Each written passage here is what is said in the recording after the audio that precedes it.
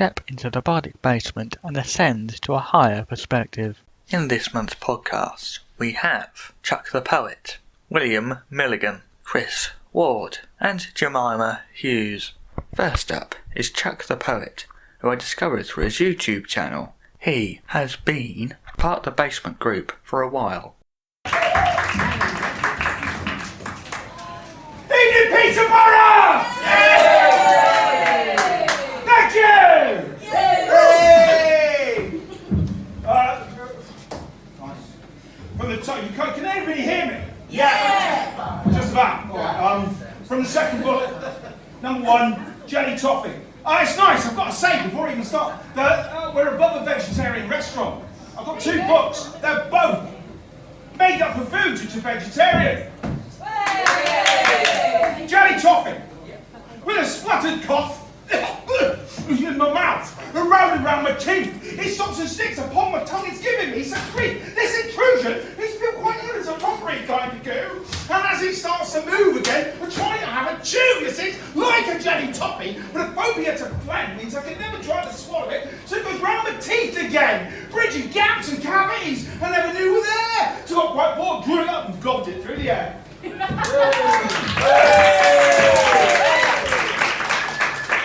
Summer was rubbish, wasn't it? Rubbish, summer. Summer, it was rubbish. So, it was short, it was small, summer. And with the thought of that, this is a poem about shorts and summer. I wear my shorts in summer, cause the legs ain't long. To wear shorts in the winter time, I know this would be wrong. Chilblains on my knobbly knees, I catch a cold and sneeze. Jack Frost would nip the ankles, my balls would feel the breeze. Oh, to the book then. Are you well, ladies and gentlemen? Good. Good. We'll see how we get on with this. This is from the second book, Jelly Toffee. It isn't available on Amazon. It's only available from my publisher. For the quite simple reason, Amazon are dicks. Put me on a 0 contract hour, and I'll tell you what he does. Gym jealousy. Gym jealousy. We're all going to the gym here, do we? No. You're fit, the fittest, the best guy here within. You think you're really super, simply best at everything. You've got muscles on your muscles because of the time spent in this place. But you've got no personality and a really ugly face. I want to see you push and strain, tear a tendon, explode your brain, rip your super tight lycra pants in front of all your sycophants, sprain your wrist, get fat, go bald, be carried out of this place. Your spotchy, wretched personality and horrid looking face. James. Got to explain. Right, James. You might think it's a personal vendetta about somebody called James. Actually, just a long word for the word Jim. Hey! And his name's Andrew. This one I wrote last week. It's on the Chuck the Poet Facebook page. It's not autobiographical.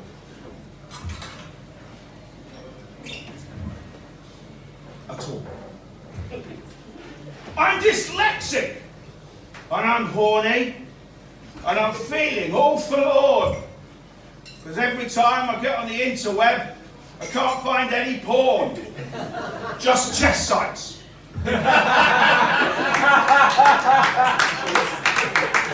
Really works if you write it down. I know a 7-year-old that likes this one. This is called Camis. I'm on the lookout for a camouflage trouser. Trek through shops, racks and rails everywhere. Search high and low on displays and shelves, but I can't find a pair anywhere. The elusive camouflage trouser. Right, who's from Peterborough? Yay! I try to come up with something new every time I come to a new venue. I haven't played Peterborough for many, many, many years. So, ladies and gentlemen, new hiking. Yeah? So, pretty much don't know what haiku is. It works on a very old and ancient way that the Japanese used to write poems. It works on a wording of 5 syllables, of 7 syllables, and a 5-syllable Right, a couple. No, it's right. So, this one's for you if you come from Peterborough. Regarding the fact that you've just won back the title of worst city in the UK. We're number one! Yay! Now don't think I'm taking the mic clear, I think it's wrong. I don't think I'm trying to... it's not like this. Here you go. You can count the syllables. Not Peterborough! It's at number one again. Undeservedly.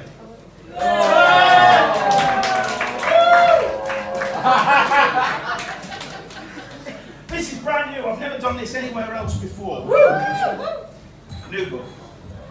This is called Tinder Sinner. We mentioned Tinder earlier. It's an app. If anybody's used it, not bad name.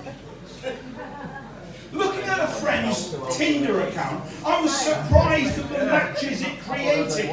Must have been a malfunction maybe, for everyone liked, or some would I hated.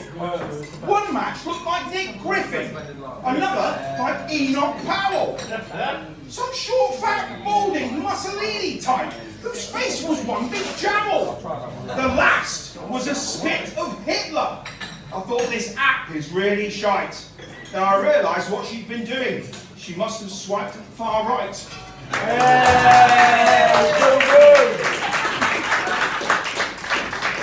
I'll do this one, it's really short. They're all short, ladies and gentlemen. There's nothing good about them. What there is. No. Does anybody know anything about woodlouse? Has anybody got a woodlouse? A pet for a woodlouse? Excellent. I had one. This is a poem about it. There's a woodlouse in the bathroom. It crawled along the wall. I flicked it with my finger. It rolled into a ball. Hey! Nothing big and clever about this, ladies and gentlemen.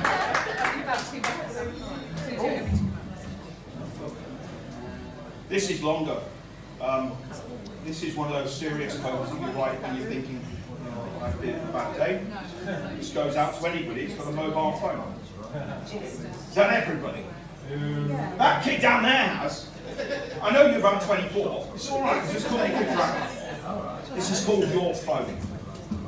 You give your life to technology, feed your phone with your whole life filled with your innermost internet secrets. That history don't empty itself, but you forget, you bet someone somewhere with a big nosy nose full of hair will see it and declare you out. Fill your files in easy, readable, alphabetical sequences. A for accessible, B for beguiling, C for caution, D for damage, disaster, do not open, everything is there. You without a care, along with photos capturing the best of you and the worst of times. Good nights out that ended badly, quite a feat you failed to delete some of the cache from chaos. A loss of dignity, neat parcels of information that would go on and destroy you in the wrong hands. Not even a Camelot case can save you there. But you've segregated passwords, split up, ripped them up secretly from those who know your birthday, the dog's name, as plain on the noses of faces. You tap in your security digits, the limits are endless. For online shopping, codes for banking, building societies and relationships, information pirates could easily seize. Ease, handing over the advantage, even pictures of potholes in the road you've ridden hidden in maps, straight back to your house. A lapse of concentration, now they know where you live. You don't need the keys, you're the host with the most post. It's not locked within, it's dumped in your bin. Every little bit of info will fit and go, building a jigsaw puzzle of your life. Everything is in your phone. It's so important you shouldn't leave home with it. But without it, your life is empty, unable to show up, show off, or contactlessly play your way. One day, you will lose your phone, and probably your mind.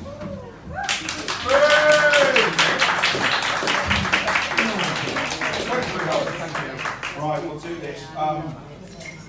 Little Blue Pill, ladies and gentlemen. This is a poem about a little blue pill. Beer, Bread and Biscuits, first book. There's a story about that. But little blue pill. Really nice. Really nice. Does anybody know? Anybody understand Little Blue Pill? The little blue pill, still balanced on my tongue. swallowed and gone, feelings flow over me. Relief, you see, confidence return, like Frankie says, safe in the knowledge my body will perform. That little blue pill still settles my sight. For that I'm thankful, not from the bottom of my heart, but from the heart of my bottom. Thanks from my bum for Imodium. Yay! Social media, ladies and gentlemen. Who knows anything about social media? No? Good. Then this poem will probably help you out no end. This poem is all about social media. It captures all the social media one needs to know. And this poem's called MILF. MILF. You should get a reaction. Certainly Kettering. Kettering. Huge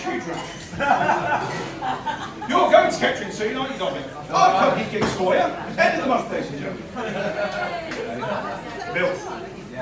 Ever since you dumped me, baby, I'm going to get you back by logging on that website, chat up your mum and that, on Instagram and poker, Snapchatter on MySpace. I know how much you'll hate it when I come across her face.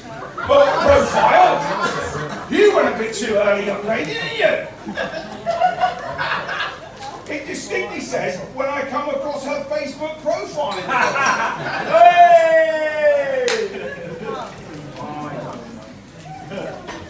Here's what it is online. You can see this is quite funny. I filmed it on a windy day.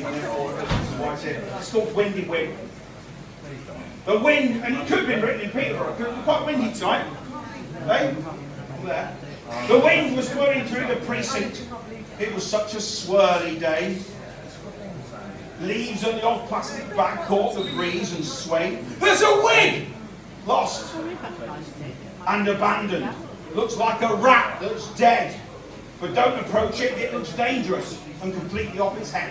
Whoa! Hey! Oh, I'll have a bit. Thank you very much. Where's he gone? I'm over here! Two. I said two.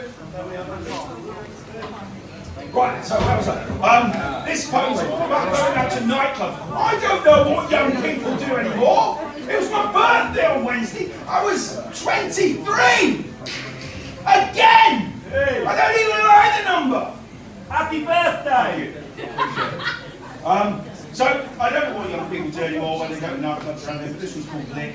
It's about going to a nightclub, finding the person you like, getting in a taxi, going home, and wanting to stick your tongue in their ear. I want to lick your load, to lick it hard and lick it long. I mustn't stop or do it wrong. I want to delve, go round the bend, my tongue, it's moist sucked to the end, to rummage about in your logo, to go down deeper and deeper, still at your flaps. Ears, sexual thrill, but a part sticks to tongue, it stuck, it enters my mouth, yuck, a load to lick me down, to suck it in to pick. Don't like my luck for this conclusion. I'll give to you. Earwax is not good to chew. Hey! Now this one's about shopping. And hearing the horror stories earlier of Waitrose. I would go shopping in Waitrose. It sounds like they're a bunch of fat fascists. So this story, it kind of builds up in Preston. I don't know. It was up long ago. But if you can imagine, I was doing some shopping on a Saturday afternoon, and I picked up a single person's basket for one. And because I'm a vegetarian, and it's nice to be in a vegetarian restaurant, that I wanted some baked beans. Baked beans are great. They're versatile. They're great. Wonderful. And I needed a big catering size can of baked beans because I ate a lot of baked beans. Actually, I eat a lot of everything. Really. Here's a bit. Bread and biscuits. Name of the first book. Hinged it in. So I'm walking down the aisle, looking for the big cans of baked beans, thinking, this is probably the only aisle I'll ever walk down. Thanks. And there they were, the big-sized cans of baked beans are on the top shelf. So, like we were all taught in infants to do musical movement, up on my tippy toes, grabbing up a big can of baked beans, and all of a sudden, they flipped through my buttery fingers, fell through the air, and landed on my foot. I thought, beans on toes!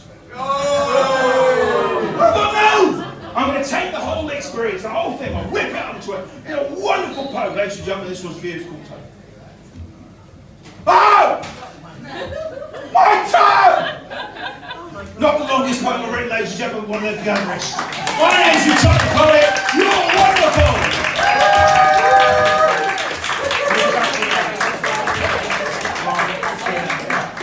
You can find links to Chuck's social media in the description. Next up is William Mulligan. I'll describe him as quite a spiritual poet. I first encountered him at the second Bardic Basement event at Wellingborough Library.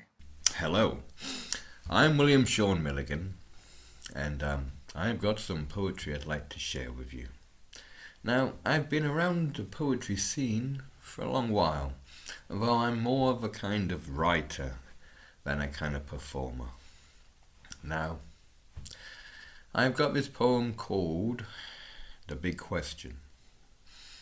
Now, you can look at it as a bit of a controversial poem, or you could look at it as someone trying to express the truth.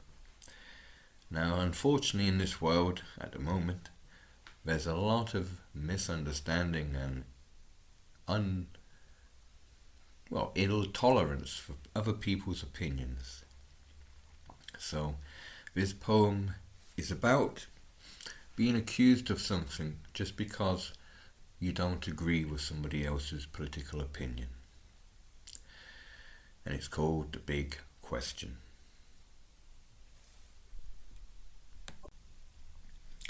What kind of witch hunt have you proved your credentials? For I need not prove to anyone my membership of the human race. What kind of callousness points a discriminating finger, not seeking or knowing the fullest of truths, but only the line for their argument's sake?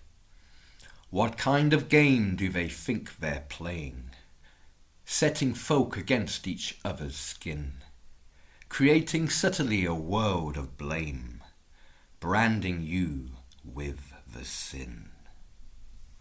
Now this next poem is called Insight, and well, it is about that wisdom which is within all of us, in our calmness of mind.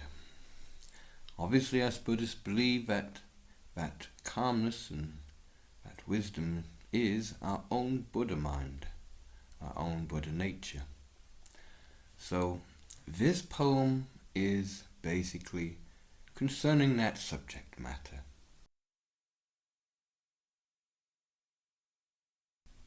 What caught the light through the optics of one's brain, conjured one's mind in the ugliness of gain, to seek only happiness in the value of gold, reveals a soul that's already been sold.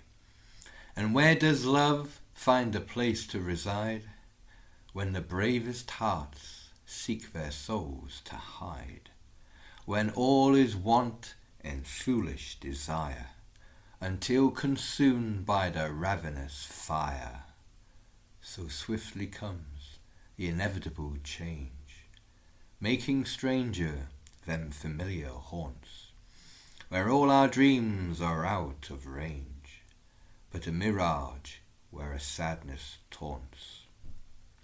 To see straight through all the phoniness is knowing the purest of nothingness. Therein lays the ultimate truth, understood in the very moment, the self-evident natural proof, which soothes with atonement, that we are made of stardust and vision. Outer or inner, there's no division. Now here's two poems on a more, say, spiritual theme, and I hope you enjoy them both.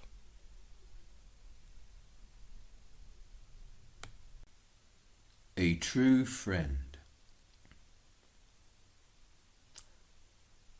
May the winds of fate blow between us.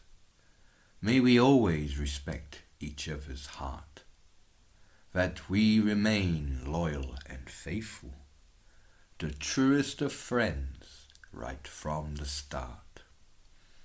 In a world of legends and cruelest fables, where liars leave their painful marks, an honest friendship always enables never to circle like hungry sharks. True is the friend who's happiest when you are faring good and well, not the kind that are so envious, who would their own grandmothers sell. In a time where integrity is so rare, the cost of the sacred deemed too high, a true friend is that precious gem, and that sure ain't no word of a lie.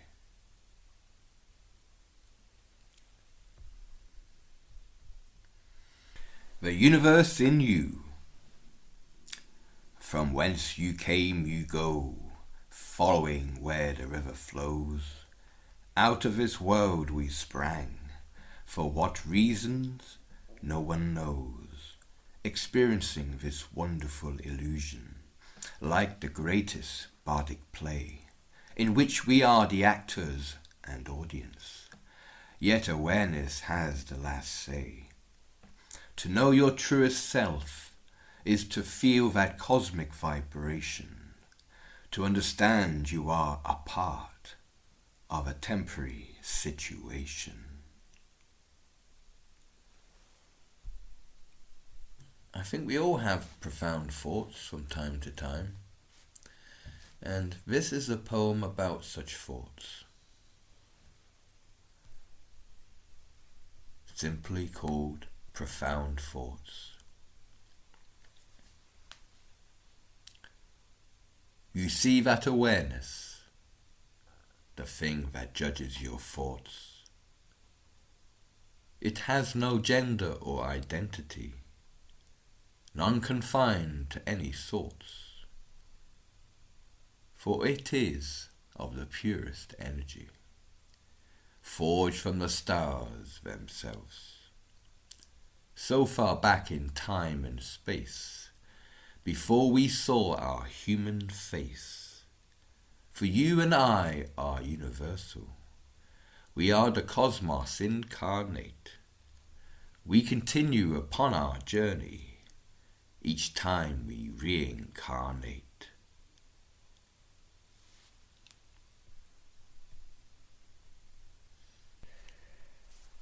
Now, I am a bit of an introvert, so I maybe not the best kind of like talker. This is why I kind of rely on my poetry to kind of express my most inner thoughts. Now, it's all about one's inner truth, and so I wrote this poem again to express this idea. So here's the poem called What Type of Truth. Now this is kind of a free versy poem, so it's not meant to totally rhyme. What type of truth does us best to know? The hardest truth, knocking your ego for six. A profoundest truth that could change your life. Or the softly coated pretty truths that are easy to swallow. Well, maybe it's all of them in their own sweet time.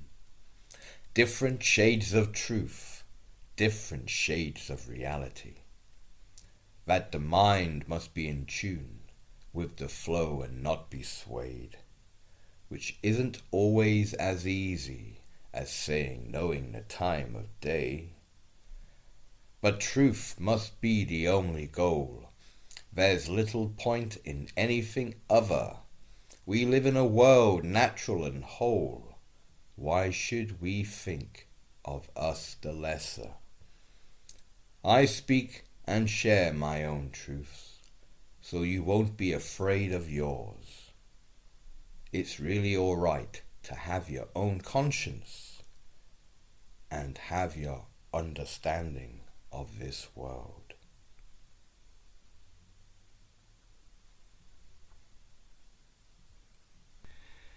Well, we're getting near to the end of my poetry podcast, so I'd like to share another poem about the subject of the mind, my favourite subject, of course. And so this poem is called, So Be the Master of Your Own Mind. For sure you'll be the master of your own destiny. They're trying to get into your head with an all assortment of fear, giving you that lonesome dread, destroying what you held so dear. Please guard your mind and spirit well. Don't let them devils wipe their hooves upon one's heart where love should dwell, as that fearless courage often proves. Be the gatekeeper of your own mind. Don't be the blind leading the blind. Learn whatever you wish or can, whilst respecting every woman and man. It isn't difficult to understand. They're trying to control us just like cattle. This, I suspect, is the truth at hand. But we are not mere fodder or chattel. Well, thank you very much for listening. I'm sure you've been a lovely audience. Well, until next time, cheerio, and may you keep safe and happy.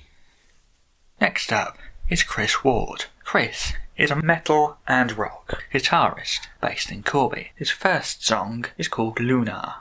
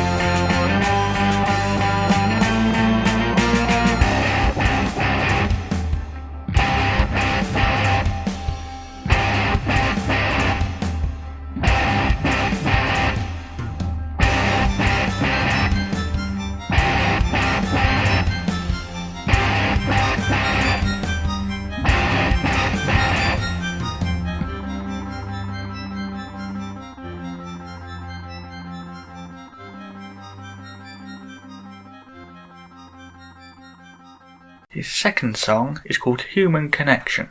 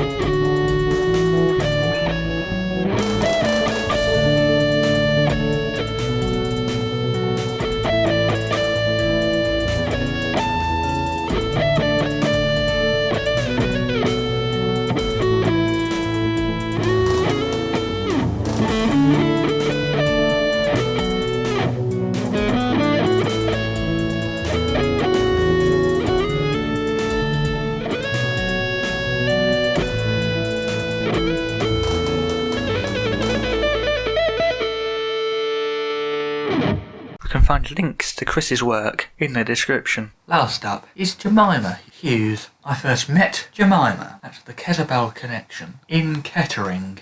Sit back and don't relax. A multi-slam winner and runner-up in the 2020 UK Slam, Jemima is a performance poet who will drag you through the minefield of the unorthodox. She will take you on a journey through her own experiences, providing a relatable outlet and encouraging conversation. Not for the faint-hearted, but definitely from the heart. The poem you're about to hear is from her debut collection, Unorthodox, published with Verve Poetry Press, which is available on their website. And you can grab your signed copy on her website. Both links are in the description. Boom, boom, boom. My heart, echoing your knock, knock, knock. My eyes dart at the clock. You're late. I make you wait for all of 15 seconds as I straighten up my hair that's already straight. I push down the handle along with my eagerness. A creak, mimicking myself, questioning, adrenaline rushes to my blushing cheeks. Eyes of intent greet me. Your air of arrogance enters before you, passing my self-control, making its swift exit. This is no Brexit. Drink? After the day I've had? Absolutely. I haven't had that kind of day. But you don't need to know that. This small talk is only in the way. If dignity came served in a tumbler over ice with a slice and tasted like Kraken, you brought rum? Sweet. Then I would drink it neat. But my dignity slips away as seamlessly as the liquor wanders astray into my bloodstream. You're ready to play. I noticed you scanned my body with those plunge pool eyes. They're black, right? Funny. So are mine. I spent just enough time making myself look fine, just enough effort to look hot, plus a little extra effort to make it look like I haven't had to make the effort to look this hot. Your weakness was emphasised when your plunge pool eyes stopped at my thighs. The upper handed to me. I'm in control, but you intended me to be. Didn't you? You're unaware of my reasoning, but for that, I thank you. It might be the Kraken telling me to crack on, but I'm all ears. Inhibitions disappear, our chemistry shifting up a gear. As our movements intensify, our bodies become further intertwined. My effervescence screaming availability, the perfect cover for my harboured hostility. But your focus is pinpointed on my agility, my not so graceful motion and my gnarly flexibility. I was hooked when you lifted me off of my feet, those thighs, you remember? They gripped you. We both felt the heat. Only since that moment I was planning my retreat. I parallel my libidinous temperament with yours, overflowing temptation encouraging me to explore. Pressure passes from my body to yours. I privately question how much longer I can endure. I can feel the intoxication, but I can't gauge the cause. It could be you, the rum, or the fear of unloosing my most substantial flaw. All is not as it appears, but you're tantalising my every sense, even through swallowed tears, so I persevere. Because I am worthy of this liberation, your generosity and stimulation, but my mind is rejecting your invitation and I'm writhing away into my foreseen damnation. I feel as though I'm choking on my extreme palpitations. The adrenaline that flushed my cheeks has now activated a fight or flight flirtation. In an attempt to convince my mind that this is not an obligation, you're reading my body language and sense my hesitation. We both retract. That trigger word, relax. I shake and I shake off my unwelcome flashback, a colossal drawback of being damaged goods. To feel like your body has been hijacked. This is shaping up to be one spectacular anti-climax. You can find links to Jemima's social media in the description to this episode. Thank you for listening. If you like what you hear, please subscribe and share this podcast around. And another thing, you can support the Bardic Basement by going to our Ko-fi page. Thank you. You can donate by looking in the description or going to our website.